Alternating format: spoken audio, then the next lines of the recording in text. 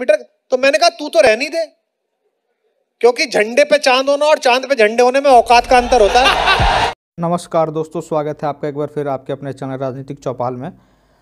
अभी आपने जो क्लिप देखी उसमें कुमार विश्वास ने पाकिस्तान के बारे में बहुत ही अच्छा कहा है।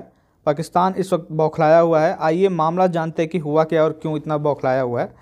अभी हाल ही में भारत ने सुरक्षा परिषद की अध्यक्षता की है दिसंबर 2022 में, और इसी के साथ सुरक्षा परिषद में भारत का कार्यकाल समाप्त हो गया है। वह 2021 एवं 22 के लिए सुरक्षा परिषद का सदस्य बना हुआ था। इससे पहले उसने अगस्त 2021 में भी सुरक्षा परिषद की अध्यक्षता की थी। भारतीय विदेश मंत्री अध्यक्षता के लिए न्यूयॉर्क पहुंचे। वहां पर उन्होंने यूएन मुख्यालय में गांधी जी की प्रतिमा का अनावरण किया। साथ ही उनके एंटोनियो गुटेरेस भी मौजूद रहे। ये महात्मा गांधी का संयुक्त राष्ट्र के मुख्यालय में पहली प्रतिमा है, जिसे राम विश्वतार ने डिजाइन किया हुआ है। उसके बाद से उन्होंने संयुक्त राष्ट्र सुरक्षा परिषद में अध्यक्षता की।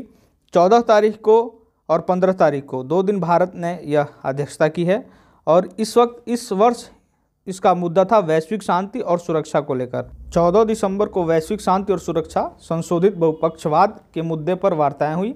वहीं 15 दिसंबर को वैश्विक शांति और सुरक्षा आतंकवाद के मुद्दे पर वार्ता हुई। इसमें सबसे अच्छा मुझे यह लगा कि पाकिस्तान फिर से अपने कटोरा लेकर कश्मीर का राग अलापने लगा। ठीक है, वहाँ के विदेश मंत्री बिलावल भुट्टो फिर से कश्मीर का मुद्दा लेकर वहीं पर रोने लगे, जिसके बाद से भारतीय विदेश मंत्री एस जयशंकर ने बहुत ही अच्छा जवाब दिया। यह वही आदमी है जो कुछ दिन पहले पाकिस्तान में 200 रुपये किलो अंडा और 200 रुपये दर्जन आलू और टमाटर बेच रहा था। ठीक है, इसकी कश्मीर के मुद्दे के बाद से एस जयशंकर ने जो बयान दिया है, उसमें जयशंकर ने कहा कि लादेन को बचाने वाले और पड़ोसी देश की संसद पर हमला करने वाले को उपदेश नहीं देना चाहिए। आपको बताते चलें कि 13 दिसंबर 2001 को भारतीय संसद पर पाकिस्तान के आतंकवादियों ने हमला किया था। आइए सुनते हैं एस जयशंकर की। The question of justifying what the world regards as unacceptable should not even arise. That certainly applies to state sponsorship of cross-border terrorism. Nor can hosting Osama bin Laden and attacking a neighboring parliament serve as credentials to sermonize before this council. भारतीय विदेश मंत्री S Jaishankar की बात को सुनकर बिलावल भुट्टो की खुशी का ठिकाना नहीं रहा। आप उसको फोटो में देख सकते हैं कि कितना खुश है। 15 दिसंबर की बैठक में भारतीय विदेश मंत्री ने चाइना और पाकिस्तान का नाम न लेते हुए इनको आतंकवाद का समर्थक बताया, और साथ ही 9/11 और 21/11 को दोबारा न होने की कामना की। उन्होंने 26/11 मुंबई हमले में हुए सर्वाइवर से ऑनलाइन बात की और उनकी बातों को सुना। बैठक समापन के बाद प्रेस वार्ता के दौरान बिलावल भुट्टो ने फिर से अपनी राग को अलापा और भारतीय प्रधानमंत्री पर व्यक्तिगत हमला करते हुए उसने कुछ कहा। आइए सुनते हैं। Of India, that Osama bin Laden is dead, but the butcher of Gujarat lives. And he is the Prime Minister of India. He was banned from entering this country until he became Prime Minister. 16 दिसंबर को दिए गए अपने बयान में बिलावल भुट्टो ने भारतीय प्रधानमंत्री को गुजरात का कसाई एवं अमेरिका के द्वारा उनके प्रधानमंत्री बनने से पहले के प्रतिबंध को लेकर व्यक्तिगत हमला किया।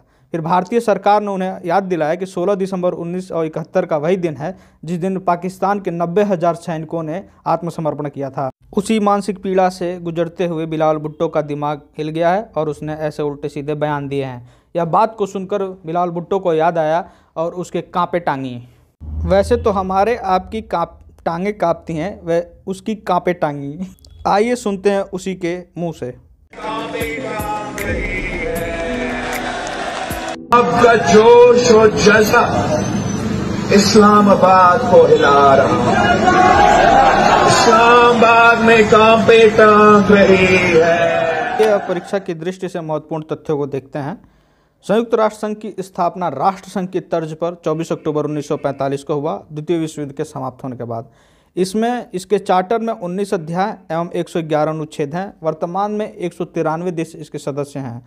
2011 में दक्षिणी सूडान इसका सदस्य बना था। इंडोनेशिया एकमात्र ऐसा देश है जो 1965 में संयुक्त राष्ट्र को छोड़कर बाहर चला गया। वैसे तो इसके एजेंसीज और अभिकरण को छोड़कर अन्य देश भी जाते रहते, किंतु संयुक्त राष्ट्र संघ को छोड़कर जाने वाला इंडोनेशिया एकमात्र देश था जो 1965 में गया, किंतु एक वर्ष बाद पुनः शामिल हो गया। 1971 में ताइवानी चीन या फार्मोसा जिसे कहा जाता है उसे बाहर कर दिया गया। वह भी एकमात्र ऐसा देश है जिसे संयुक्त राष्ट्र संघ से बाहर निकाला गया है। संयुक्त राष्ट्र संघ की 6 ऑफिशियल भाषाएं हैं: English, French, Russian, Spanish, Chinese एवं अरबिक। अरबिक सबसे बाद में शामिल किया गया, 1983 में इसे शामिल किया गया। 6 ऑफिशियल भाषा होने के बावजूद सिर्फ 2 भाषाओं में काम होता है, अंग्रेजी और फ्रेंच में। वैसे तो WHO, WTO, ILO इत्यादि की भांति UN के कई एजेंसीज यानी अभिकरण हैं, परंतु इसके अंग 6 हैं। आइए एक एक करके देखते हैं। महासभा, इसे विश्व की सबसे छोटी संसद भी कहते हैं क्योंकि यहाँ दुनिया के सारे 193 सदस्य देशों के प्रतिनिधि आकर बैठते हैं। इसकी बैठक प्रत्येक सितंबर के तीसरे मंगलवार से दिसंबर के मध्य तक चलती है। प्रत्येक सत्र के लिए एक अध्यक्ष उपाध्यक्ष चुना जाता है। इस बार 2022 के 77वें सत्र के लिए सिसाबा कोरोसी को अध्यक्ष चुना गया। कोरोसी हंगरी के हैं। भारत की विजयलक्ष्मी पंडित संयुक्त राष्ट्र की पहली अध्यक्ष महिला अध्यक्ष रही हैं। वे 1953 में 8वें सत्र के लिए अध्यक्ष चुनी गई थीं। संयुक्त राष्ट्र के महासभा के पास वीटो को समाप्त करने के लिए एकता का प्रस्ताव पारित करने की शक्ति प्राप्त है। वीटो क्या होता है हम आगे समझते हैं। दूसरा अंग है सुरक्षा परिषद। इसको विश्व का पुलिसमैन कहा जाता है क्योंकि इसके पास सर्वाधिक शक्तियां हैं। इसके कुल 15 सदस्य देश हैं जिसमें 5 स्थायी हैं और 10 अस्थायी हैं। पहले यह संख्या 6 थी जिसको बाद में बढ़ाकर 10 कर दी गई। यह वर्ष 1965 में की गई। ये बहुत ही इंपॉर्टेंट है। जो 5 स्थायी सदस्य हैं उनको P5 देश भी कहा जाता है, जिसमें अमेरिका, ब्रिटेन, फ्रांस, चीन और रूस है। आपको याद होगा कि हमने चीन वाले वीडियो में बताया था कि चीन को 1971 में शामिल किया गया था और यह सीट भारत को मिलने वाली थी, किंतु तत्कालीन स्थितियों के हिसाब से भारत ने इसको स्वीकार नहीं किया। इसके अस्थायी सदस्यों की बात करें तो प्रति 2 वर्ष में 50% सदस्यों को सेवानिवृत्त किया जाता है। भारत 8वीं बार अस्थायी सदस्यों के लिए चुना गया था 2021-22 के लिए। इसमें उसने 2 बार अध्यक्षता की, जो हमने आपको बताया। सर्वाधिक बार जापान 11 बार चुना जा चुका है।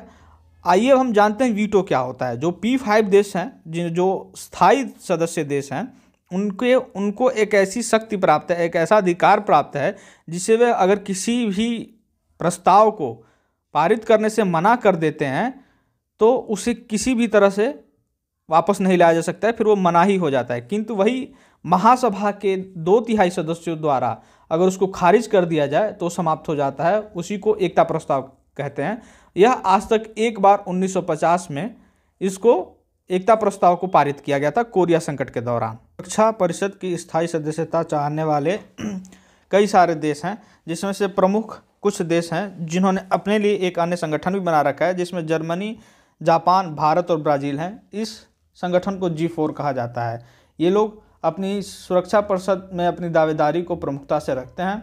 कुछ ऐसे भी हैं जो इनका विरोध करते हैं, जिसमें कॉफ़ी क्लब वगैरह है, जिसमें आपका मिस्र, पाकिस्तान इत्यादि देश शामिल हैं। और सामाजिक परिषद यानी इकोसॉक, इकोनॉमिक एंड सोशल काउंसिल, यह गरीबी, बेरोजगारी और मानवाधिकार की रक्षा के लिए कार्य करता है। इसमें प्रारंभ में 18 किंतु वर्तमान में 54 देश हैं। भारत भी इसका सदस्य है। 2022 से जो 2024 के कार्यकाल के लिए भारत को चुना गया है।